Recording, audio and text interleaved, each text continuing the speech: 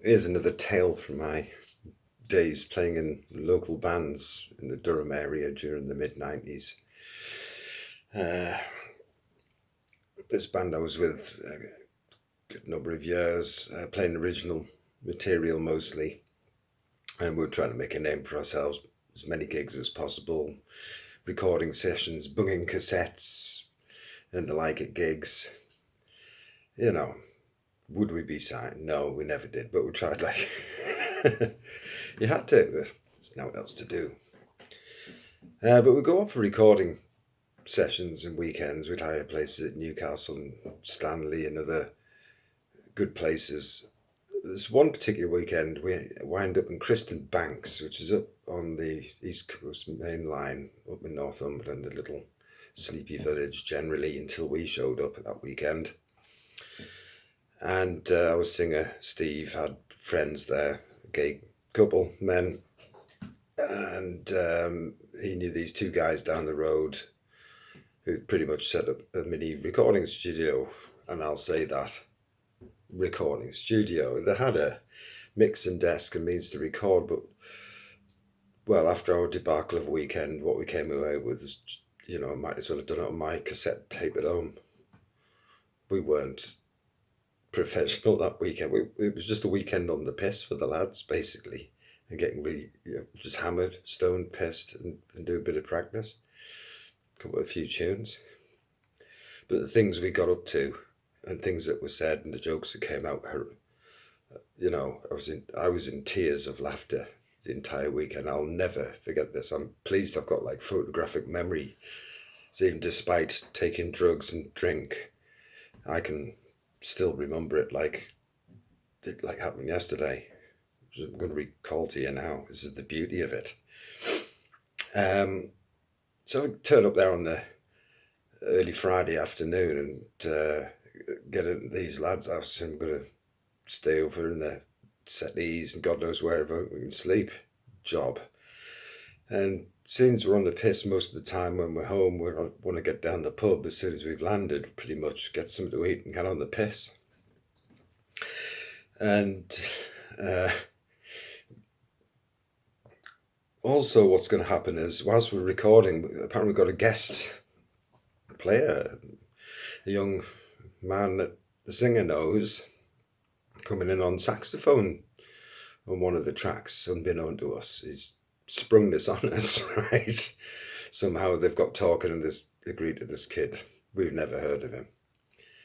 But we've heard he's coming and he's going to do it. So yeah, well, go on. Well, there's a lot of different flavour to the music. Never heard him play before. But just before this kid shows up with the two lads that, they said about the gay couple who lived up the road, the saxophonist is lodging with them. Not in the house. He's got a teepee set up in the back, kind of little orchard thing. And he's the son of a hippie couple. And they blessed him with a hippie name. And Steve reveals this to us. I think he knew his timing, because I think if he told us long before we'd even arrived at the place, what I'm about to tell you now would have happened a lot earlier, and we would have been falling about laughing,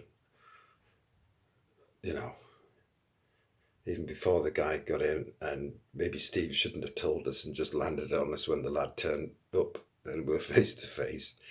Would have been better at the end of the day, in hindsight. But, it happened the way it did. And Steve said, well, this kid's about to coming in. They're just getting some drinks. They're coming over. He says, you've got to be careful with this kid. He's a bit sensitive. What do you mean, Steve? It's his name. Because he had hippie parents, he explains the awkward name. And he's been called Zortek. Legally, Zortek. What? Oh my God. Pete, the drummer next to me, who's got no, he's just no diplomacy. He'll just take the mickey straight to your face. He's a big lad. He gets away with it. What do you call him? Fucking Star Trek. Not Zortek. Shut up. Don't take the piss, man. This is, yeah, don't call him Artex. And that was it. We just went on. Star Trek, Artex. anything you could get to go with Zortec. And we're doing all this, and the lad came in, we were like kids at the back of the class, you know. And Steve's going around his introduction. This is Doug Zortec, Mick on keyboards, Pete on bass high, Pete on drums. And we'd all behaved ourselves respectfully to this lad. Except Pete, because that was him. We knew that, but this poor kid didn't.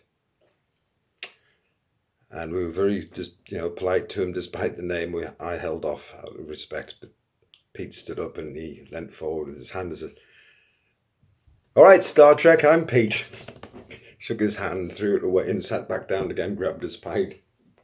Like that, and the rest of us just like, you know, it was like a Richter scale going on in your lip, just kind of trying to hold the laughter off. You know, it was one of those. And you're looking away and you're trying not to, and you could feel the man dying in the moment. You could read his energy. He's like, "Oh, what did he do? I thought Pete, the guy's dying." You know, and we're just immature, pissed, really. And we got Steve bollocked us after that. And the kid didn't stick around our table too long. They went off and we continued drinking. Christ. So, you know, it's last orders, and I think it was a bit of a stoppy back, fatal. And we finally crawl out of the only pub in the place and stagger back. Oh, God. The fresh air hits you.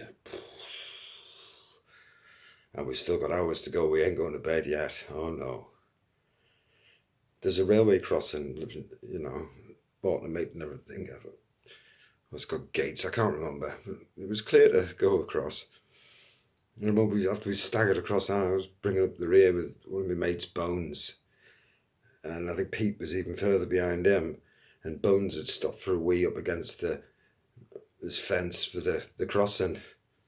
And then all I remember was turning around and seeing what was happening behind to see where everybody was. And all I saw was Pete, the drummer, grab Bones by the scruff of his neck and his pants and just throw him over the fence whilst he's having a piss. There you go. Oof. I mean, Pete's built, he goes bodybuilding and everything. Drummer, built like a shithouse door. Builder as well as Pete the Builder. He's just massive muscle. Just pick Bones up, who's just a skinny lad. What, get over. Bones is chucked over the fence, covering himself in his own, you know, and I'm just about collapsed with breathing problems from laughing, watching that. And we still haven't got home. And we finally get back to these guys' house, and the drinking just starts even more. We've got packs and packs of beer, chunks of weed and dope to smoke. The atmosphere in the road, he's smoking weed, joints and cigarettes, and there's music on, and like, it was like a foggy day had just come in from the sea, like a sea fret had just come in this front room. Standard front room size, you know, and is that you, Mick? You know, so we could open the fucking window. You didn't even have to smoke. If you walked in there, you'd get high off just the smoke in the room. Well, I eventually got out because I think Mick had wandered off for ages and ages, and I'm looking around the room and like, where's Mick gone? He's gone for ages. Thought he was gone to the toilet.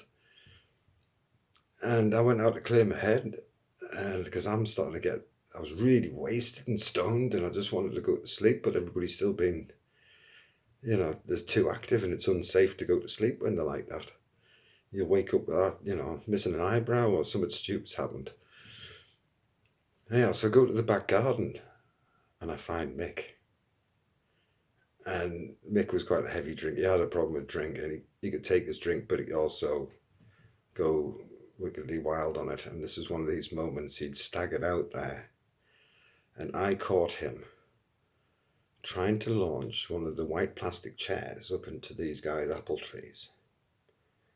Badly, and he's staggering around as drunk people do, wielding this chair, which is he's launching in the air and just throwing over the back of his head doing these huge staggered walks backwards, turning round to pick it up. Where the fuck's it gone? There's half a dozen of them around him from the table set.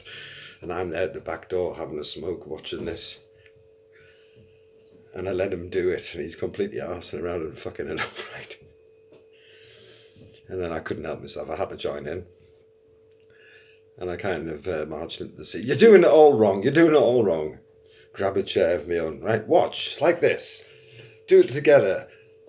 1, 2, and he's joining in. 3, that's it, man, that's it, that's it. We're both together, fucking hammered. Right, after 3, 1, 2, 3. These 2 chairs sail perfectly up and land into the branches, and we fall about laughing. Yes! So there's another 2 chairs, and they go up. And that's the set used up.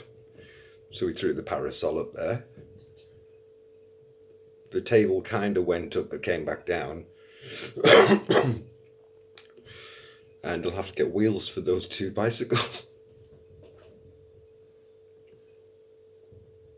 Fucking hell. I need a new barbecue fucking bamboo oil set. You know those lamp burners you get for barbecue set. And then he's pranging at the ground with a burner. And they're up in his tree as well. I think we just threw anything that was in the garden, went up in them trees best we could. And then everything was a blur after that, and we woke up in the morning and it was like, oh God, and we still haven't recorded the fucking, oh. The next day was torturous, I tell you. We did the recording and everything and got the master back home and had a listen. It was, oh shit, what have we done? Well, we had an expensive weekend at Kristen Bank. We insulted some hippie guy. Bones pissed all over himself, being thrown over a fence, and me and Mick trashed the fuck out of somebody's garden. Great weekend. And we never went back. God, you're not surprised. Hey God, life in a local band. It's fun.